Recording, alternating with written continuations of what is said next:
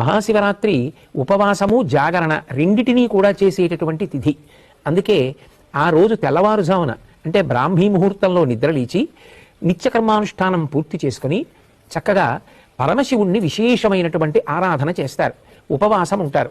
ఉపవాసము అన్న మాటకు అర్థం ఏమిటంటే ఎటువంటి సాత్వికమైన పదార్థాన్ని తీసుకుంటే కనురెప్ప పడిపోకుండా నిద్ర రాకుండా మనసు భగవంతుని పాదముల యందు నిలబడుతుందో అటువంటి ఆహారమును పరిమితంగా తీసుకుని శరీరాన్ని భగవంతుని యొక్క ఉపాసన యందు నిలబెట్టుకోవడానికి యోగ్యంగా సిద్ధం చేసుకుంటారు. కంటికి కడుపుకి దగ్గర సంబంధం. కడుపు నిండా తినేసామనుకోండి కనురెప్ప పడిపోతుంది.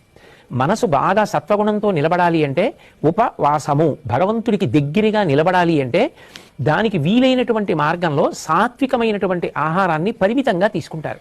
ఏదో కాసిని పాలు, కొద్దిగా పండు ముక్కలు ఇటువంటివి తీసుకుని సత్వగుణంతో మనసు నిలబెట్టి తద్వారా భగవంతుని యొక్క ఆరాధన చేసి 5 జ్ఞానేంద్రియములను మార్చి మార్చి భగవంతుని యొక్క ఆరాధన యందు ఉపయోగిస్తారు. దాన్ని ఉపవాసము అని పిలుస్తారు.